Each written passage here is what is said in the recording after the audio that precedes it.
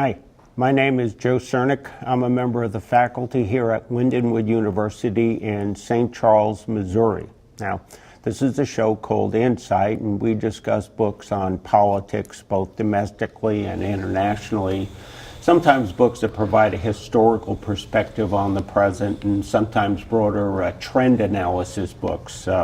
This particular book spills over into politics, but it's also a broader way of looking at media studies. It's called Blur: How to Know What's True in the Age of Information Overload by Bill Kovach and Tom Rosenstiel. Now, joining me on the show today are two Lindenwood University students. To my immediate right is Kyle Kisner, and to Kyle's right is Madison Liddle. Now, I wanted to read an opening quote from the book just to give you a sense of where the authors are coming from, and then we can jump into a discussion about the book. The authors write, "The most fundamental change in understanding how you get your news today is that more of the responsibility for knowing what is true and what is not now rests with each of us as individuals. The notion that a TV network of social gatekeepers will tell us that things have been established or proven is breaking down. Citizens have more voice, but those who are able to manipulate the public for political gain or profit also have more access to the public as well. The reality of the change is not the end of one media and the rise of a new we media culture, but a blending that is tending towards a new way of knowing. This new way of knowing is no longer a lecture of professional authorities, but rather a dialogue with all the strengths and weaknesses that implies. It is a partnership between all of us as consumers of news and information and the former gatekeepers who we once relied upon to verify and vet information for us." Yes, the book really talks a lot about the double-edged nature of technology, how it's a blessing, but it also tends to come with its own set of challenges. In the early 20th century, when vacuum cleaners became commonplace, it made it easier to clean the rug than dragging it out and beating it out in the yard, but it also increased the standard of cleanliness, which thereby increased the amount of work that women had to do. The same thing happens with technology. We get this easier access to information, but now rather than the news anchors or the field reporters being sort of the gatekeepers of what's fact and what's fiction, the responsibility now falls on us so that we have more work to do in determining what's real and what's just entertainment. Absolutely. And we also have the competition between different political parties, which he talks a little bit about, and how that influences the media as well. They went on, they were talking at the beginning of the book about the nuclear accident at 3 Mile Island in Pennsylvania. This is back in 1979, and you have some venting of radiation leakage into the atmosphere. And they were sort of then talking about it in the context of there was a movie that came out some 11 days before the accident called The China Syndrome. And he was saying, imagine how we saw it then and how we might see it now. And back then we had people saying, wait, let's get more information. Wait, let's get more information. And so you didn't have blogs jumping in with rumors right away, and how different the environment was. Right. It was something that unfolded more slowly over time. In the area immediately around 3 Mile Island, with the nightly news showing the images from the movie China Syndrome, as you referred to, this sort of was ramping things up for people in terms of the intensity and the hysteria, but it was more little bits of information, in fact, trickling out slowly at a time. In the proposed scenario, the authors sort of cover what it would have been like today, where things would have broke on social media and you would have had this mixture of rumors, conjecture, and just pure hysteria, very little fact. Right. I mean, you can definitely juxtapose the situation that unfolded in '79 to what it would have been today. And I think you can definitely say that Americans today are impatient when it comes to news now, because we do have such unlimited resources as far as ways to get quote unquote news. Whether or not it's true or not, that's a whole nother discussion. But yeah, I think that it's definitely different, and I like the perspective that he looked at that from. Yeah, I think they were trying to bring that up to show that a number of people today wouldn't have known how to handle this, that they would in fact start to rely upon sort of one blog inventing something and running with it, and another one picking it up and expanding upon it, and embellishment upon embellishment. And so they're trying to show how it was sort of handled to some extent in a more responsible manner back in '79, and they question whether or not a similar situation would be happening today. And that was their lead-in to then say, well, then how do you provide people with some of the skills, tools, maybe really what you're saying is ability to stop and think about what it is you're getting your information from and how you're processing it. Right. He talks about, too, there was a decline in newspaper consumption as TV and radio sort of took over. With that, you started seeing literacy being not so much as any kind of a barrier to getting information about politics and about world events. It's now accessible to everyone. So you're seeing this great increase in people wanting to consume stories of that nature. He's got a quote, or rather they have a quote, says, there are several tests and telltale signs that journalists themselves have used to identify or question the news they encounter. These bits of hidden tradecraft can be a key to discovering and creating great work. And so that notion of, basically it's sort of a questioning process, that how you're sort of hearing something and realizing, wait a second, something doesn't seem right here in what I'm hearing, and as a result sort of makes you to go out and want to find additional information. Right, which I think speaks to, he kind of points out that we're a little bit lazy in that fact, and that, you know, modern America doesn't like to have to do their own work. And so it's almost like the initial study that he looked at is kind of a case study as to whether Americans nowadays could respond the same way, and if they could handle it, and if they can, then what kind of steps need to be taken to improve their basically mental capacity to be able to understand news and how that's supposed to be reached. When they were talking about the decline of newspapers, I think it was some good points he made, because it wasn't really saying there was a decline in readership as much as there was a decline in ad revenue, because they can go to other sources. Right. So the decline of newspapers is because of the decline of ad revenue, but once you then go online, you're finding, he said, well, there was an increase in readership, but there's this decline in the ad revenue because then the advertisers realize they can go to other sources. So suddenly it's you start saying, okay, so it isn't like you're not reading. You're reading, but it's hurting to some extent because of where the ad revenue is now headed. Right. Right. This even increased more so with the explosion of the internet. As the digital age increased, the audiences got even bigger, and so you started to see revenue actually going a little bit away from some television networks. And so you see this competition over sort of sensationalism and propaganda going back and forth between internet and TV audiences. He was talking about that you've had previous, I guess what you call media revolutions. Mm-hmm.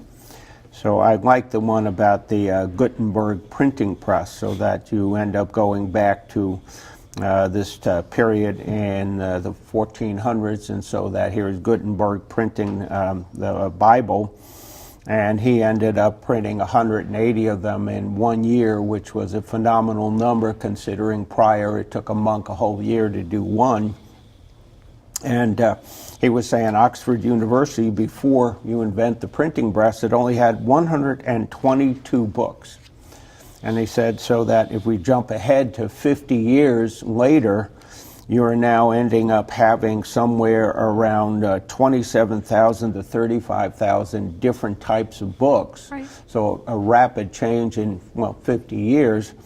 And so he says, so as a result, we've seen technology or meteor changes in the past, and he was trying to point to them like that, and then he was going through the radio and the impact of TV, and he says that by the time you get to TV, you have more of a nationalization of politics, so that we're aware that there have been these previous technological eras, and now we're trying to understand this current one.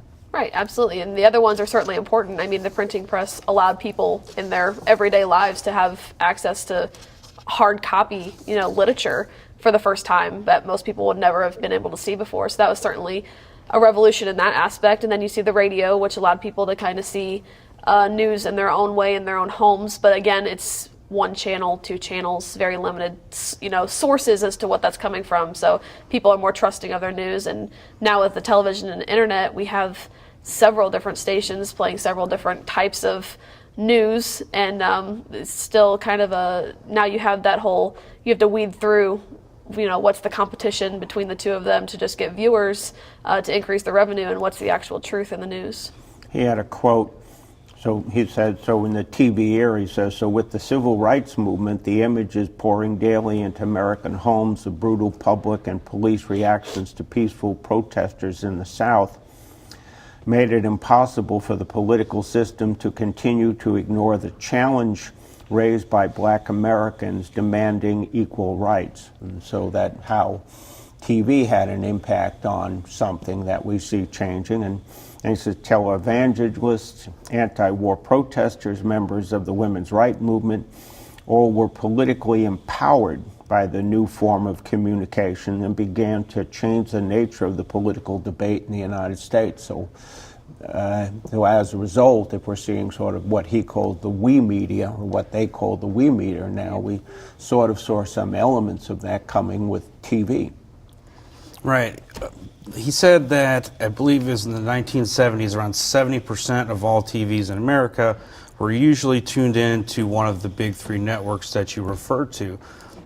It wasn't when CNN and cable became more commonplace in the 80s and then later the 90s, you now have these different levels of information. So now you start getting into how can people manipulate these stories or use these mediums to actually influence and push people towards certain ideologies, or in terms of politics, get them to specifically vote a certain way.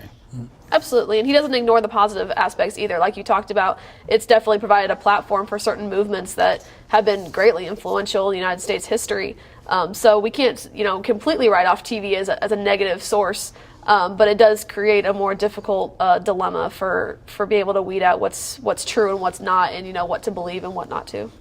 Well, some of that is coming because of, when CNN gets off the ground, so beginning in 1980, and now as you develop this sort of 24 hours a day, 7 days a week, very different than when you had a period where it was ABC, NBC, CBS doing a half an hour of news every night, and that was it. So now you just have time to fill. So the time to fill sort of changes how we begin to see the news coming on.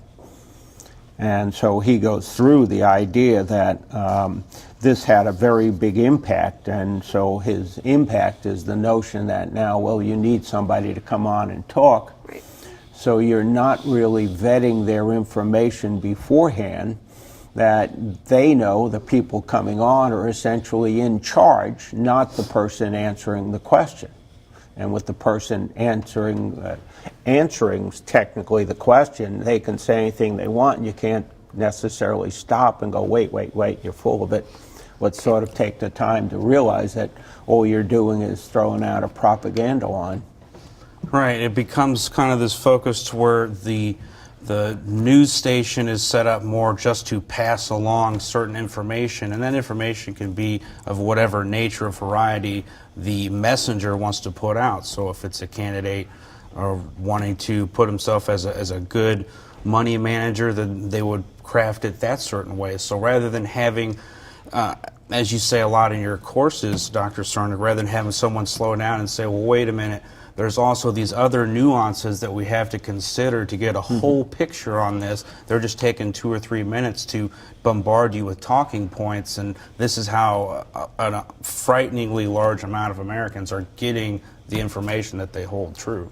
And they go through that in sections of the book, refer to some people that are on TV today. I know they talked about Lawrence O'Donnell from this when the book was written. At that time, he was a Democratic strategist and working for Democrats, and so that he'd say something and people sort of didn't stop to say, wait, wait, wait. So I was thinking about it as we're doing the show.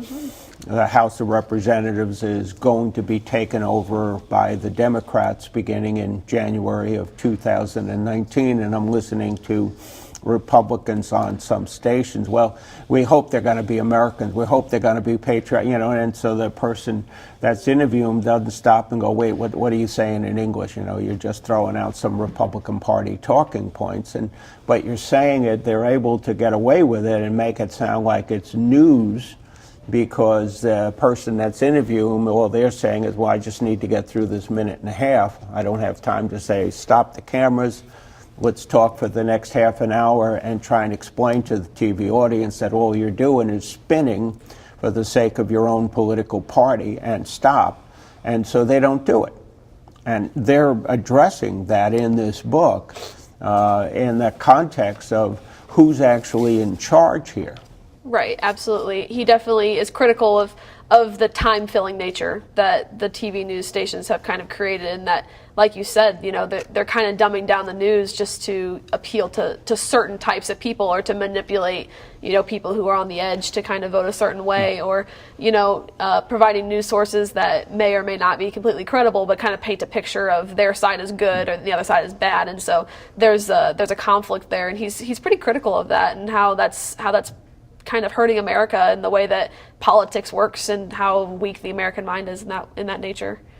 Yeah, I'm not sure if he's used weak, but I think what he's wondering is one of the weaknesses I thought from the book was, how do you teach people to have some ability of, maybe you want to call it media literacy? Sure. That's a heck of a broad term, but more or less some basic ways of, okay, you're watching television news, here's what you need to think about. You teach your children to watch commercials on TV at Christmas and say, okay, they're making the toy look great and wonderful, and they're doing everything it wants to on TV, but in reality it probably won't do that. But you don't bring that same critique to looking at news. Right. He uses a lot of different examples. One I really connected with is he talked about Vietnam and how journalism was developed in Vietnam. Certainly was an instance where you had military commanders were putting a lot of spin, so to speak, on different actions being taken. He also talks about a kind of skeptical knowing, which is this sort of, you go in without any assumptions or assertions, and you just act and you try to look at what is this content, is all the information there, who is presenting it, why should I believe them, what evidence are they bringing, what have they done to actually check that evidence, and what does this mean in the broader spectrum of things. Yeah, because he talked about a guy named Homer Biggert, who wrote for the New York Times, and saying he had this thing called portable ignorance. And the concept of I need to ask all these questions as though I know nothing, and from that develop a feeling rather than sort of assume, and I believe you, but not you, and now that sort of takes the story in the wrong direction, was the general feeling. And so Biggert had an enormous impact on people like David Habersham and Peter Arnett and Neil Sheehan. These were all well-known writers about the Vietnam War. And so as a result, they started to learn that process of how not to sort of accept somebody saying something, but to question it along the way.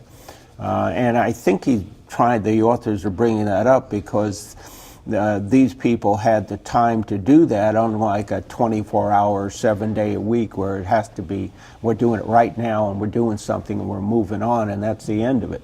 Right. No one wants to get behind on the news. You can't have CNN broadcasting before Fox. You can't have, different news stations, once they miss out on that first chance, they kind of Right. lose their audience. So yeah, that's definitely an aspect of that. And I thought that entire scenario was a really good case study and just looking at the development of journalism and how different it is from today. Like you said, they had the time to go and look at these situations. They didn't have to produce something at the, in the split second. They could kind of vet a little bit more, which was interesting because that's not, from my own perspective, my own life, that's not something I've been able to really see in the news. Their quote is, "How can we as consumers, in short, adopt and develop our own portable ignorance?" And so what's interesting is, I think by using the term media bias or saying it's bias, you're not really applying a skill. All you're doing is using that to actually not become aware enough to say, how can I be more detached in how I'm analyzing media? And so you say, oh, it's biased. And that solves your problem. And so as a result, all you do is you determine how not to ask yourself broader questions. It's really, that allows you to close your mind because it's biased, even though I have trouble trying to clearly understand what that word means. It would be very easy to say that something like that, fixing these broad labels, it's really a shortcut to thinking, but it's more so, I think, a phenomenon of kind of this almost Orwellian psychology that you see, where if you say something enough, loud enough, and you repeat it enough, it becomes a thing. Even if we was to look at, say, an objective report where 90% of what's being said is factual, it's good to note that in this book they cover the fact that that's factual at that point in time, and not only does the facts change over time, but how we come to the understanding of those facts can change with the passage of time as well. And the way they do it is he talks about the idea of comprehensive seeing something and the context. And so he says how we have to put something in a certain context and then the degree of comprehensiveness. And so the idea of if we're saying something and saying, well, there's the example, go, wait a minute, it's an example, maybe in a very narrow sense. How do we understand this in some broader context? How do we, and so it's interesting how, as I read the book, I was thinking it's interesting how you don't see a reporter on television talking to the audience, we want to give you some ability to understand how to look at something. No, not there. No. Right. I feel like I have to cite more of my own sources on my 3-page papers for, my basic history level classes than, news reporters are allowed to on the television. So why am I supposed to believe that what they're telling me is accurate when I don't even know where they're getting their information from? It's a really interesting dynamic that I didn't really consider much until after I read this book, and you start thinking about it and you're like, yeah, I guess I am pretty blind to what is actually happening and what I'm actually being fed. Their statement, truth is a statement of what is most probable in proportion to the evidence available at the time. Mm-hmm.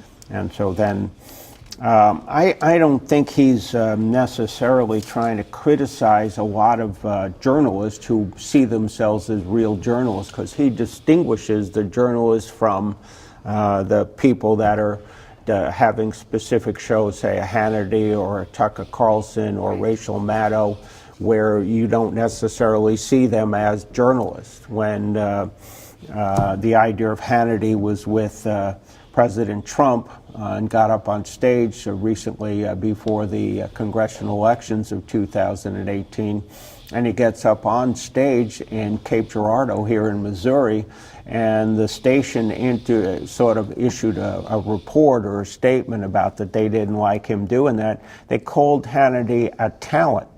They didn't call him a journalist, they called him a talent.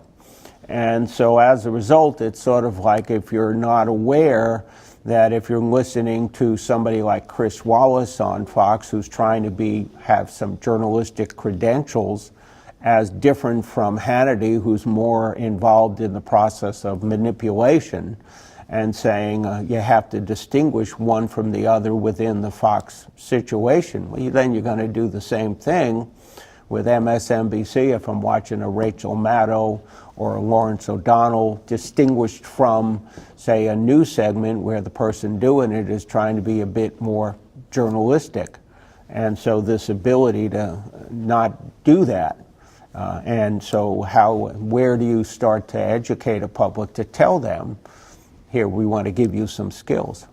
And it really is. It's a difficult thing to manage. Really what we're seeing is just a response to the consumer demand. The people are wanting more and more information, and so the focus becomes less on accuracy and, as we said already, more on speed. You get this kind of pseudo-reality sense of what's going on, where Hannity and maybe someone who supposedly very weakly represents the opposing side, they're just screaming at each other. And that was kind of started on Fox News, really, by Roger Ailes. He got all these guys off of radio, and they started this concept of putting radio-type shows on TV for the purposes of affirmation journalism, to sort of reaffirm the beliefs of their viewer base.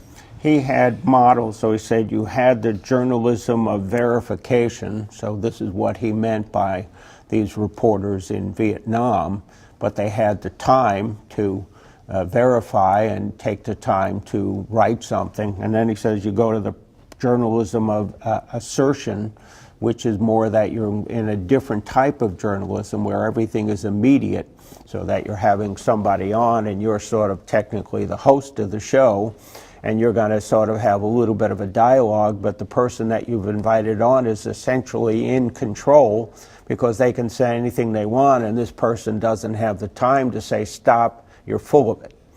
We don't believe you. Let's verify what you say. And it's like, and you listen, and I've heard that frequently. And then he says, now you have the journalism of affirmation. This would be a Tucker Carlson or Hannity or Lawrence O'Donnell, where basically all you're doing, yes, I agree with you. You've said something because I'm on your side.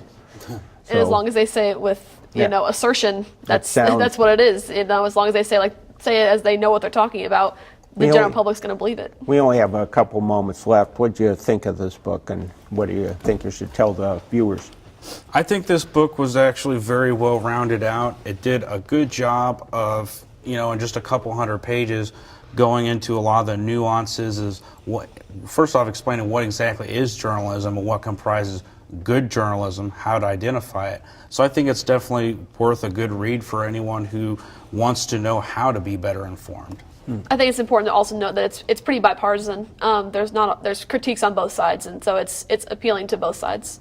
Yeah, I enjoyed the book. It was well written. I always read these books, and I've read a number of them over the years, and we've discussed several of them on this show. But it's sort of like, well, how we're having a discussion, and a few people watching the show at home are going to sort of take it seriously to go, okay, I've got the idea of maybe taking a look to give me some insight. But it's sort of like then CNN and MSNBC and Fox, those segments of it that might be more journalists than nutty opinions going off the deep end, don't seem to show a sense of responsibility to have a conversation with their viewers.